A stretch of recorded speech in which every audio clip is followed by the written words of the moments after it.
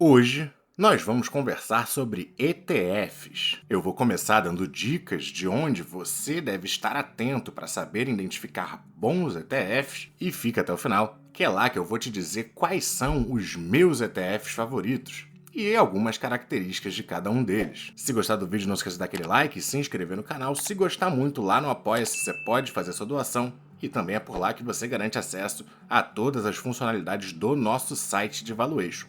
Não deixe de nos visitar. Para quem não sabe, um ETF é um fundo que investe em ativos de renda variável, mas que, por sua vez, tem as próprias cotas também negociadas no ambiente da Bolsa de Valores. Dessa maneira, eles não têm que fazer resgates para pagar os seus investidores conforme eles pedirem essas retiradas. Afinal, o investidor pode apenas vender as suas cotas, sem que isso afete as operações do fundo em si. Isso cria uma dinâmica de muito mais liberdade para o fundo, que não precisa ter posições defensivas para garantir uma liquidez que cubra os seus resgates. Ainda assim, existem dois fatores que me afastam de ter ETFs domiciliados aqui no Brasil. Mesmo o BOVA11, que talvez seja o ETF do Ibovespa mais conhecido por aqui, tem uma taxa de administração de 0,54%. Esse é um valor bem alto. Não alto o suficiente para causar um impacto no curto prazo, mas o suficiente para prejudicar bastante quem faz o buy and hold de longuíssimo prazo. Esse tipo de taxa vai diminuir seus resultados. Fora que no Brasil existe também o fator que os ETFs não pagam dividendos, então eles têm que reinvestir sempre. Sem esse fluxo de pagamentos, a única forma de usufruir desses lucros advindos dos ETFs brasileiros é vendendo eles com ganho de capital. Porém, eles não têm a mesma isenção que nós vemos nas ações, então sempre se paga imposto de renda sobre as vendas de ETFs domiciliados no Brasil que foram feitas com lucro. Então, devido a esses dois motivos, eu não gosto muito dos ETFs aqui no nosso país. Então, o meu vídeo será mais voltado para os ETFs internacionais. E vamos lá ao primeiro ponto, que é exatamente se atentar aos custos e taxas do seu ETF. Como a gente já viu no nosso BOVA11 aqui, é uma taxa de administração de 0,54% ao ano, ao passo que lá nos Estados Unidos existem ETFs do S&P 500 com taxas de 0,03% apenas. E no caso, lá nos Estados Unidos, quando a gente fala dessa taxa, a gente fala do Expense Ratio, que é a razão de custos do ETF.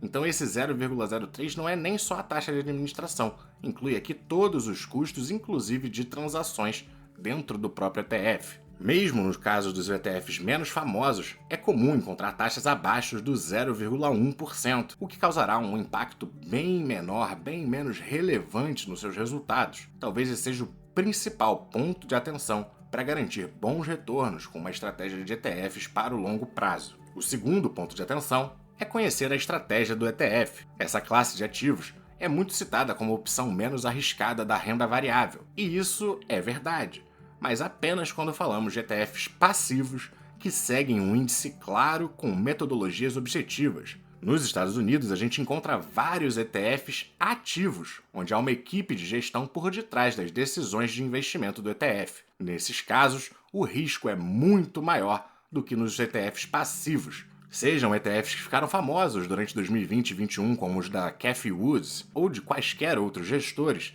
Quando a gente coloca as decisões de investimento na subjetividade de um ser humano, o grau de risco naturalmente se torna maior. Apenas um ETF de fato passivo, que segue um índice forte, vai ter as características de segurança e de serem os ativos de mais baixo risco da renda variável. O terceiro ponto, que se conecta um pouco com o segundo, é a gente se atentar para a metodologia do índice que o ETF segue. Existem ETFs que seguem estratégias claras, mas que seguem estratégias subótimas. Um tipo de ETF que se popularizou nos Estados Unidos são os de calls ou puts cobertas, onde o ETF tem uma série de ativos dentro do seu portfólio e mensalmente emite uma call ou uma put, dependendo do ETF que for, mas sempre a mesma operação dentro de um único ETF, e todo mês ele vai renovando essas opções e distribuindo o que recebe ao emiti-las, de maneira que ele consegue gerar um yield mensal bem atrativo. Muitas vezes a gente vai encontrar até com um yield anual de 12%, 13%, mas esses ETFs muitas vezes não têm nem perspectiva de crescimento, às vezes tem até perspectiva de queda para esses valores que são pagos ali, tornando eles um mau ativo para o longo prazo. Mas vamos então para a nossa listinha, os ETFs que eu mais gosto. O primeiro que eu vou citar Na verdade vão ser dois, porque eles são bem parecidos. Se você está buscando um ETF que siga o S&P 500, as duas opções que eu mais gosto são o VOO da Vanguard, que vai ter uma razão de custos aqui de 0,03% apenas,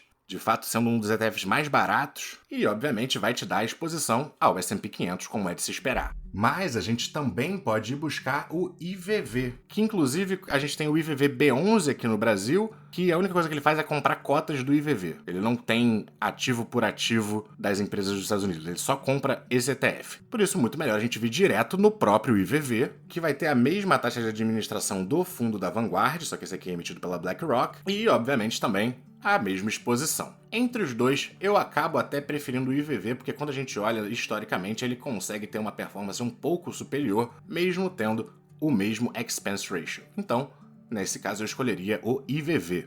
Para a Europa, o meu queridinho é o IEUR. As taxas dele são um pouquinho mais altas, em 0,09%, mas ainda abaixo do 0,1%, então ainda muito tranquilo. E aqui a gente vai ter exposição à Europa toda, 24% no Reino Unido, 17 França, Suíça, Alemanha, Holanda, Suécia, Dinamarca, Espanha, Bélgica e por aí vai. Então você tem uma exposição total a diversos países da Europa, com uma boa diversificação dos setores, que distribuiu perto de 3% nos últimos 12 meses, com um PL médio de 13,75. Quando a gente fala desse ETF, a gente está falando de um extremamente diversificado. Ele é de broad market, ele não vai ter só as principais de cada país, então ele tem de fato muitos ativos, são 1.020 ativos. Alternativamente, você pode buscar o VGK, que é a opção da Vanguard, que vai ter até mais ativos, vão ser 1.300, porque ele segue um índice um pouco diferente. Os dois são válidos, mas aqui na Vanguard a gente vai pagar um pouquinho mais, então eu acabo preferindo o IEUR mesmo. Para quem está procurando exposição à Ásia, eu tenho duas opções. A opção barata, que é o VPL, que vai ter um custo aí de 0,08% ao ano apenas, mas ele vai ter pouquíssima exposição à China, apenas 5,8%, sendo seu maior peso aqui no Japão, com 56,65%. Aqui a gente está falando também de um ETF gigante, com 2.480 ativos e um PL de 15,54 vezes. Esse ETF é bem passivo, muito bom, gosto dele, mas ele tem uma exposição relativamente pequena à tecnologia na minha visão. Mesmo que a gente some com os serviços de tecnologia, vai ficar nos 14,99%. Por isso que eu, pessoalmente, acabo topando pagar um pouquinho mais aqui no AIA, mas no caso a gente está pagando bem mais, a gente está pagando 0,5%. Isso aqui sozinho já poderia afastar vários investidores desse ETF, mas aqui sim a gente vai ter uma exposição bem maior à China, quase metade está na China.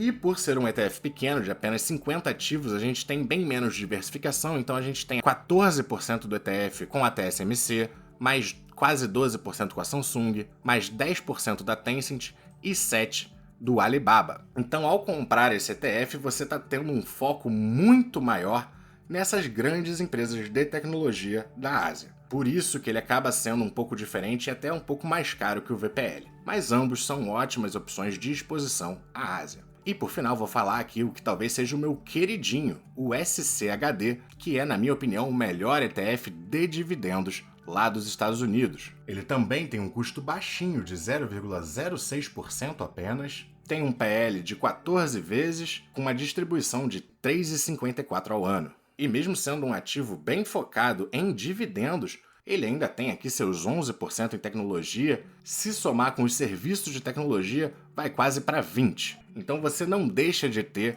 exposição à tecnologia tendo esse ETF aqui, e a gente está bem diversificado em diversos ativos, são mais de 100 empresas, se não me engano são 102, com o maior peso sendo aqui na tecnologia aplicada à área de saúde, né, com Amgen, AbbVie, Merck e etc., mas bastante diversificado em setores, um dos ETFs que eu acho mais interessantes, apesar de que eu não tenho ele na minha carteira. Os únicos que eu tenho são o IEUR e o AIA.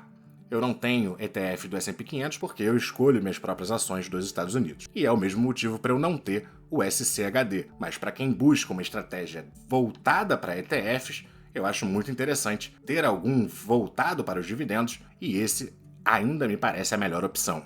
Bom, o vídeo vai ficando por aqui. Se você gostou, não esqueça de dar aquele like e se inscrever no canal. Muito obrigado por assistir até aqui, bons investimentos e até a próxima!